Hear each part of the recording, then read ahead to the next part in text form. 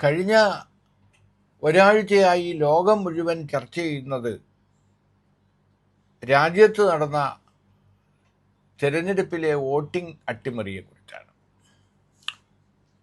വോട്ടിങ്ങിൽ അട്ടിമറി നടത്തിക്കൊണ്ടാണ് 2024 തെരഞ്ഞെടുപ്പിൽ നരേന്ദ്രമോദി അധികാരത്തിലെത്തിയത് എന്ന ഗുരുതരമായ ആരോപണം ഉന്നയിച്ചിരിക്കുന്നത് പ്രതിപക്ഷ നേതാവ് രാഹുൽ ഗാന്ധിയാണ്.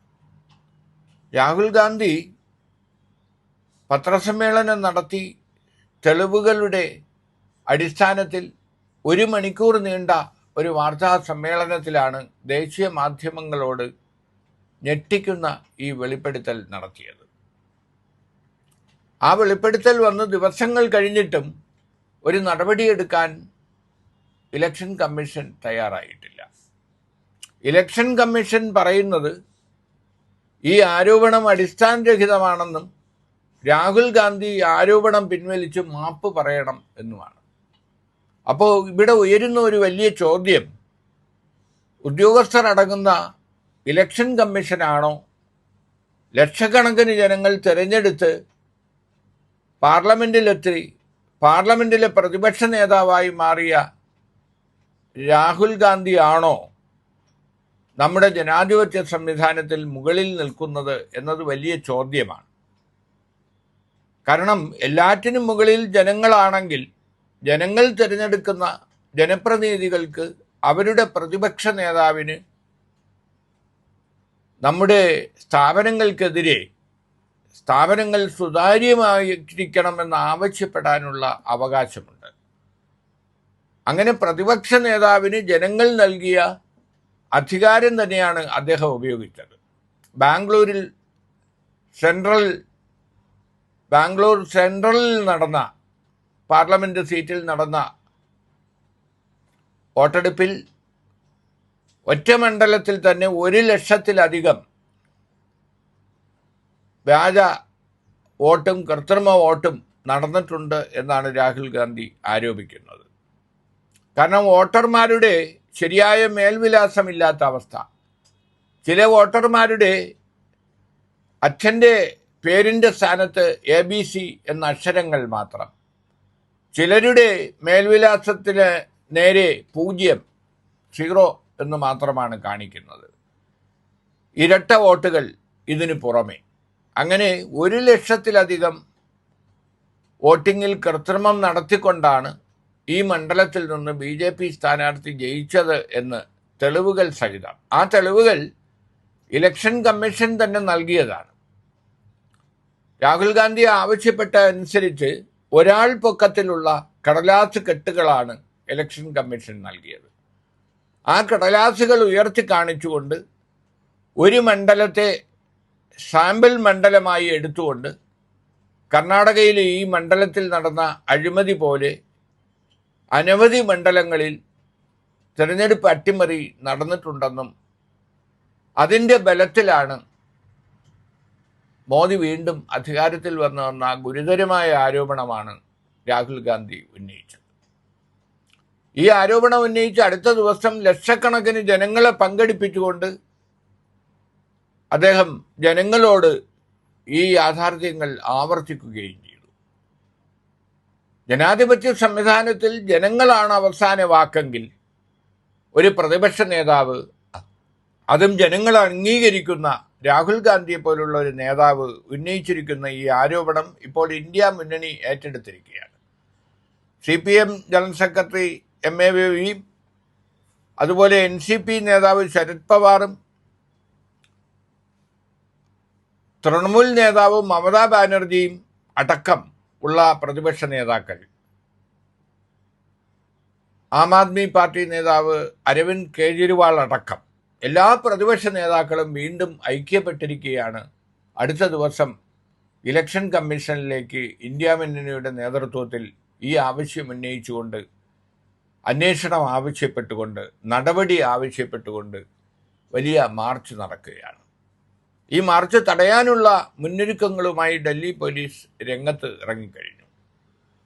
അപ്പോൾ IAS-കാരായ അല്ലെങ്കിൽ റിട്ടയർ ചെയ്ത ഉദ്യോഗസ്ഥരെ ഉൾപ്പെടുത്തിക്കൊണ്ട് രൂപീകരിക്കപ്പെട്ടിരിക്കുന്ന ഇലക്ഷൻ കമ്മീഷനാണോ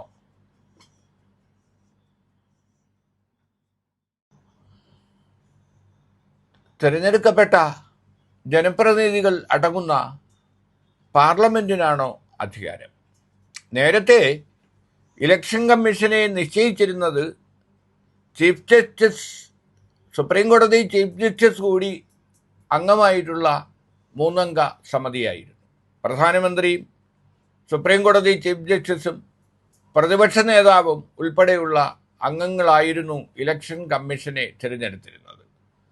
ഇപ്പോഴാകട്ടെ നിയമനിർമ്മാണം നടത്തിക്കൊണ്ട് മോദി സർക്കാർ അത് മാറ്റിമറിച്ചു. പ്രധാനമന്ത്രി നിർദ്ദേശിക്കുന്ന ഒരു മന്ത്രിയും പ്രതിപക്ഷ നേതാവും അടങ്ങുന്ന സമിതിയാണ് ഇലക്ഷൻ കമ്മീഷനെ നിശ്ചയിക്കുന്നത്.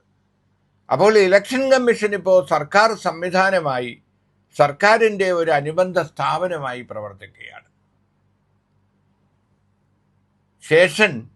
പാലക്കാട്ടുകാരനായ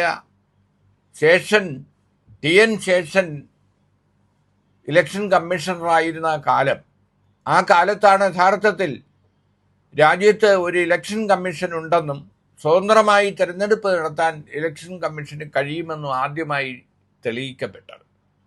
പക്ഷേ ഇന്നിപ്പോൾ ആരൊക്കെയാണ് ഇലക്ഷൻ കമ്മീഷനിലെ അംഗങ്ങൾ, ആരാണ് മുഖ്യ ഇലക്ഷൻ കമ്മീഷണർ എന്നൊന്നും തന്നെ ജനങ്ങൾക്കറിയാത്ത ഒരവസ്ഥയാണ്.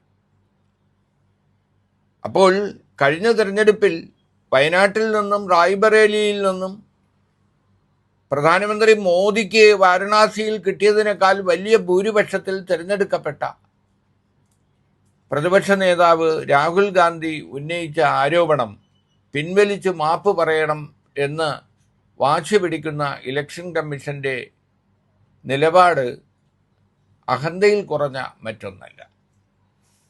ഈ നിലപാട് തിരുത്തി നടപടികൾ എടുക്കാനാണ് ഇലക്ഷൻ കമ്മീഷൻ തയ്യാറാകേണ്ടത്.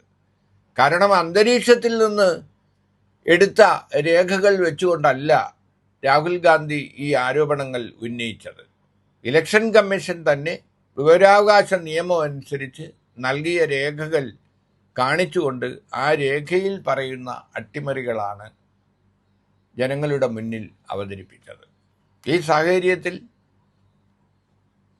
ഇലക്ഷൻ കമ്മീഷൻ്റെ നിലപാട് മാറ്റി നടപടികൾ എടുക്കേണ്ടതാണ്. അനവധി മണ്ഡലങ്ങളിൽ, ഏറ്റവും കുറഞ്ഞത് 30 മണ്ഡലങ്ങളിലെങ്കിലും ഇത്തരം അട്ടിമറി നടന്നിട്ടുണ്ടെന്നാണ് ഇന്ത്യ മുന്നണി ആരോപിക്കുന്നത്.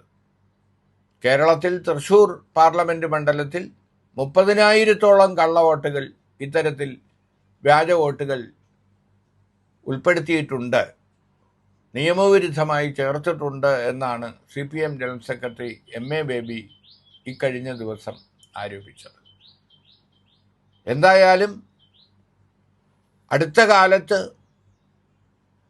ഉയർന്ന ഗുരുതരമായ ഒരു ആരോപണമായി മാറിയിരിക്കുകയാണ് രാഹുൽ ഗാന്ധിയുടെ ഈ നിലപാട്. ജനങ്ങളും രാഷ്ട്രീയ പാർട്ടികളും ഇതിന് നൽകി വരുന്ന പിന്തുണ, അസാധാരണമായ പിന്തുണയാണ് രാഹുൽ ഗാന്ധിയുടെ നിലപാടുകൾക്ക് ലഭിക്കുന്നത്. ഇലക്ഷൻ കമ്മീഷന് വേണ്ടി സംസാരിക്കുന്നത് BJP നേതാക്കളാണ്, BJP എന്ന പാർട്ടിയാണ്. അതും ഒരിക്കലും ശരിയല്ല. കാരണം ഇലക്ഷൻ കമ്മീഷൻ ഭരണഘടനാ സ്ഥാപനമാണ്. ഇലക്ഷൻ കമ്മീഷന് അധികാരങ്ങളുണ്ട്. ആ അധികാരം ഉപയോഗിച്ച് വേണം അവർ നടപടിയെടുക്കാൻ.